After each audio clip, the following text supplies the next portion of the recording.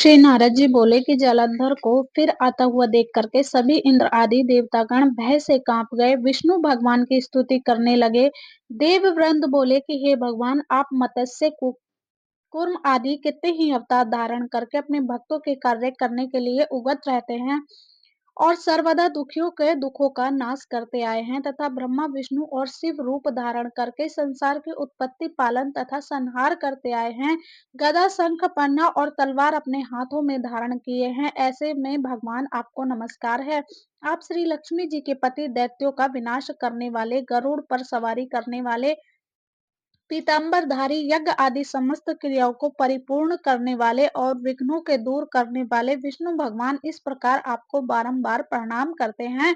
हे विष्णु, आप राक्षसों से पीड़ित देवताओं के दुख रूपी पर्वत के लिए वज्र के सदृश हैं।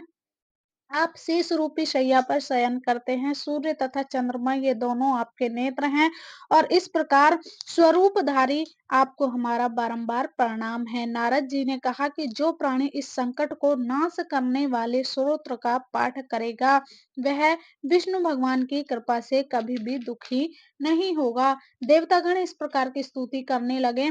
तब विष्णु भगवान को देवताओं की विपत्ति का ज्ञान हुआ। विष्णु भगवान तुरंत शय्या से उठ करके खड़े हुए और उदास होते हुए गरुड़ पर सवार होकर के लक्ष्मी जी से कहने लगे कि श्री भगवान ने कहा, तुम्हारे भाई जलंधर ने देवताओं को बहुत कष्ट दिया है। देवताओं ने मुझे युद्ध के लिए बुलाया है, अतः शीघ्रता पूर्वक मैं वहां जाऊंगा। लक्ष्मी जी ने कहा कि हे नाथ, हे कृपा निधि, मैं आपकी प्यारी पत्नी हूँ। यदि मैं सर्वदा आप में भक्ति रखती हूँ तब आप मेरे भाई को युद्ध में कैसे मार सकेंगे। भगवान ने कहा कि शिव जी के अंश से उत्पन्न होने के कारण, ब्रह्मा के वरदान के कारण तथा तुम्हारी प्रतिवश जलंधर मेरे वध योग्य नहीं है। नारद जी ने कहा कि विष्णु भगवान लक्ष्मी जी से ऐसा कह करके गरुड़ पर आसीन हुए, शंख चक्र गदा और तलवार धारण किए हुए दैत्यों से युद्ध करने के लिए विष्णु भगवान शीघ्रता से जहाँ देवतागण स्तुति करते थे जा पहुंचे। तदंतर गरुड़ के पंखों द्वारा प्रताड़ित वायु के वेग से पीड़ित होकर के दैत्यगण आकाश में उड़ने लगे। जिस तरह वायु से आहत होकर के मेघ आकाश में उड़ते हैं, दैत्याधीश जलंधर राक्षसों को वायु पीड़ित देख करके क्रोधित होता हुआ उछल कर विष्णु के समीप गया। तब विष्णु जी तथा जलंधर में घोर युद्ध हुआ। बाण वर्षा से आकाश मंडल ढक गया। तब विष्णु भगवान ने अपने बाणों से जलंधर की पताका, छत्र, धनुष तथा घोड़ों को काट दिया और जलंधर की छाती में एक बाण मारा।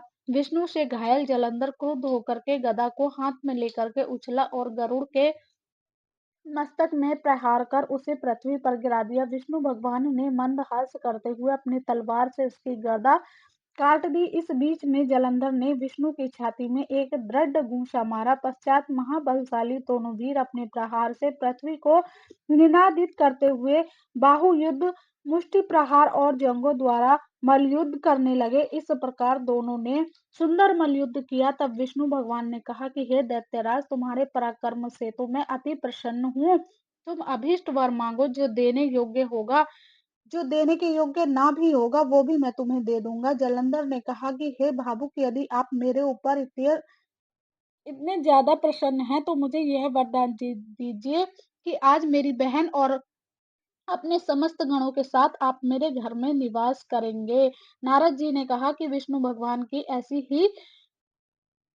ऐसा ही होगा। कह करके समस्त देवताओं और लक्ष्मी जी के साथ जलंधर की पुरी में आ गए और जलंधर देवताओं के स्थान पर दानवों को बैठा करके फिर पृथ्वी पर लौट आया। देवता, गंधर्व तथा सिद्धों के पास जो श्रेष्ठ रत्न थे उन सबको अपने वश में करके सागर पुत्र जलंधर आनंद पूर्वक निवास करने लगा। पाताल लोक में महापराक्रमशाली निशुंभ को बैठा करके शेष नाग आदि को भी पृथ्वी तल पर ले आया। देव, गंधर्व, सिद्ध, सर्प और राक्षस तथा मनुष्य को अपनी प्रजा तथा अपने नगर का नागरिक बना करके त्रिलोक पर शासन करने लगा। जलंधर देवताओं को अपने अधीन कर धर्म से पुत्रों की तरह प्रजा का पालन करने लगा। जलंधर के शासन काल में उसके राज्य का कोई भी प्राणी रोगी, दुखी, निर्बल तथा दीन नहीं दिखाई देता था। वह धर्म पूर्वक शासन करता था।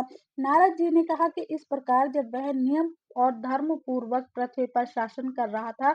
उसी समय में भी एक बार लक्ष्मी द्वारा सेवित विष्णु भगवान के दर्शन की अभिलाषा से मैं भी वहाँ पर गया।